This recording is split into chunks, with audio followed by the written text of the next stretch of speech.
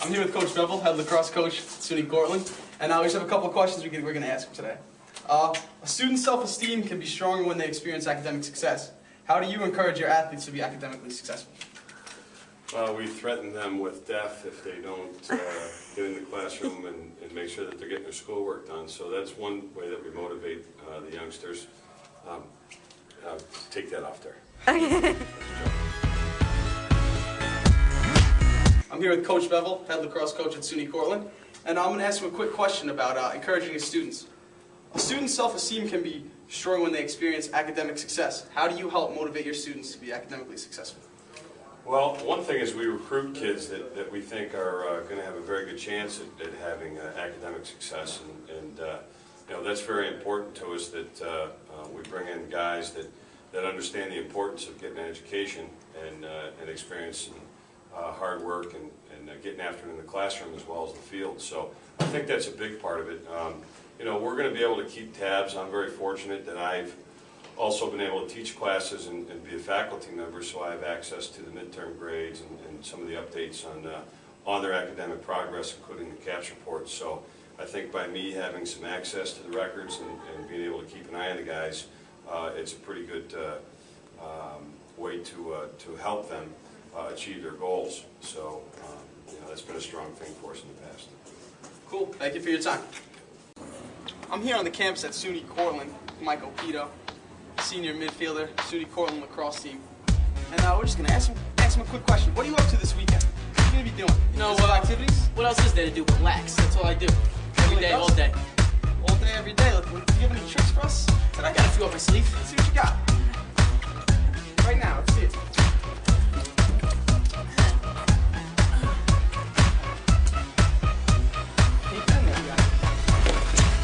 Michael Pito. Relax all day, baby. I'm Chris Luca, and I'm here with Pat Hayes today, and we're going to be talking about culturally diverse students. Alright, Pat, in what ways are U.S. schools failing culturally diverse students?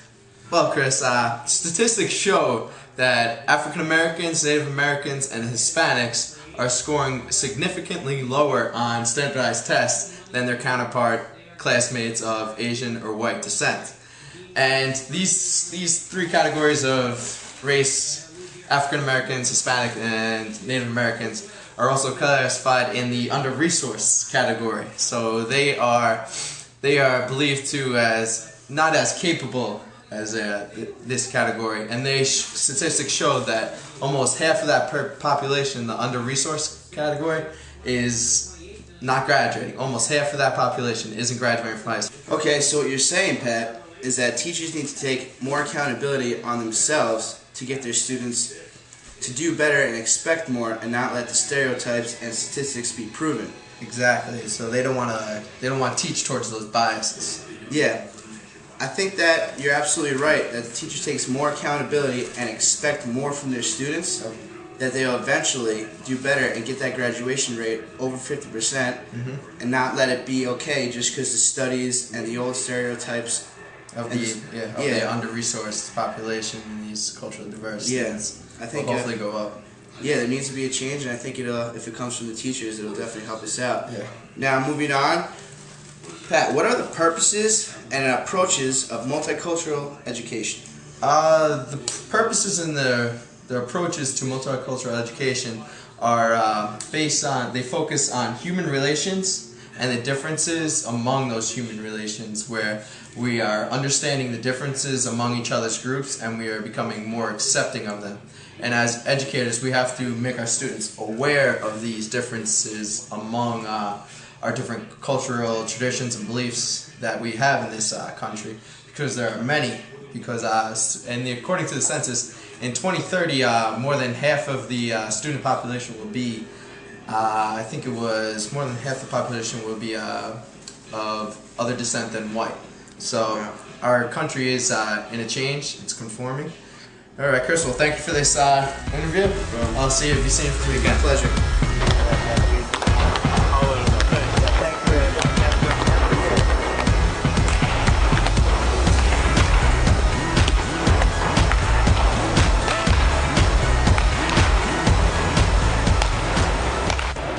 We're here with head baseball coach Brown here. Got a question for him. The U.S. is considered a melting pot. Would you consider your team or class a melting pot of racial and ethnic diversity, or would you consider it more of a tossed salad with each flavor keeping its own distinctive flavors?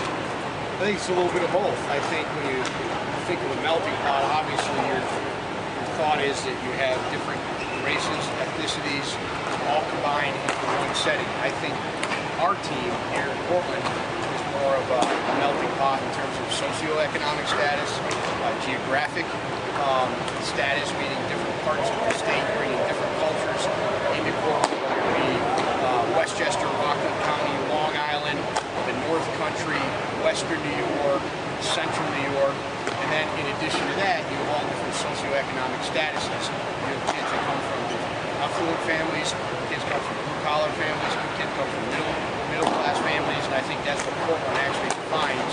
It's more like real world America than anything else, because Portland is the dead center geographically of the state, and it allows for people from 3 to 4 hours away to come here.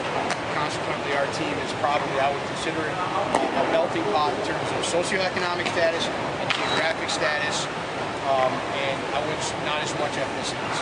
All right, Coach. Thanks for your time. All right, Alex.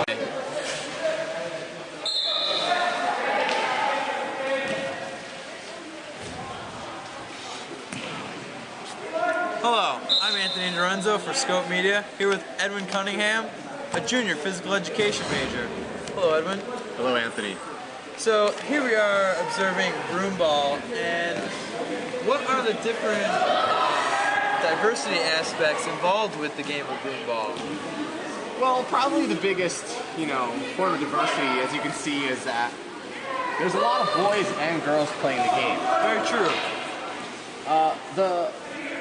Pretty much the real reason for it, other than that broomball is amazingly fun, is that it's part of the rules.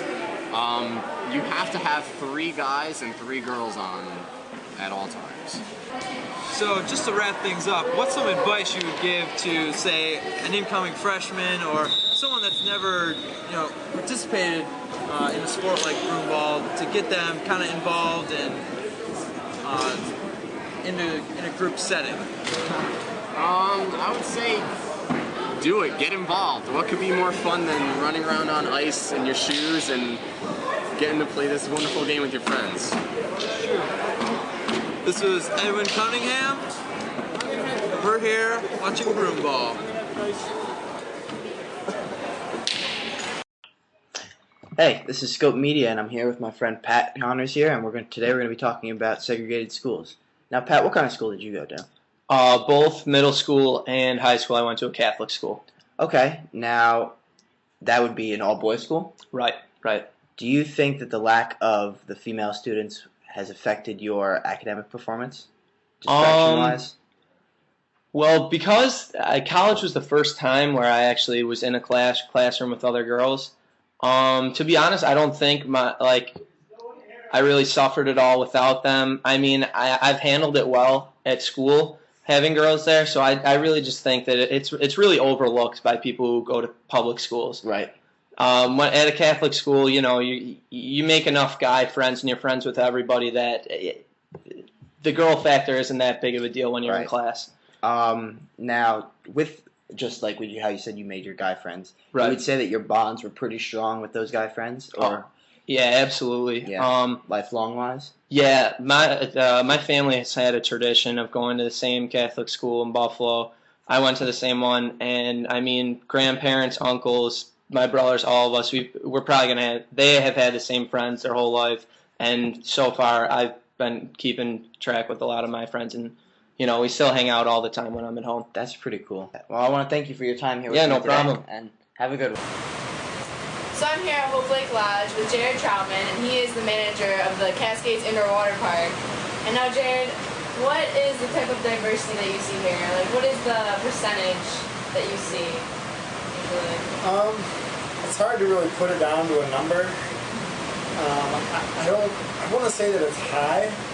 Maybe 5 to 10% would be different ethnic backgrounds other than the typical Caucasian white ethnic backgrounds. But you definitely do see, you know, a good mixture of different, you know, ethnicities and cultural groups coming here, for sure. As far as bilingual goes, how often do you have to confront someone or talk to someone or help them out when they don't speak English? Well, we've been open for about a year, and I can think of at least 2 or 3 different times when we've had groups that had children that weren't yet fluent in English. Oftentimes the adults would be bilingual, but the kids would have a tougher time understanding. The kids that I can think of were speaking Spanish, and I think the other one was probably Chinese. And another group with some sort of Hebrew background had kids that also had difficulty understanding English. Alright, well, thank you so much. Alright, you're welcome. I'm gonna go take a look at the water park really quick. Okay.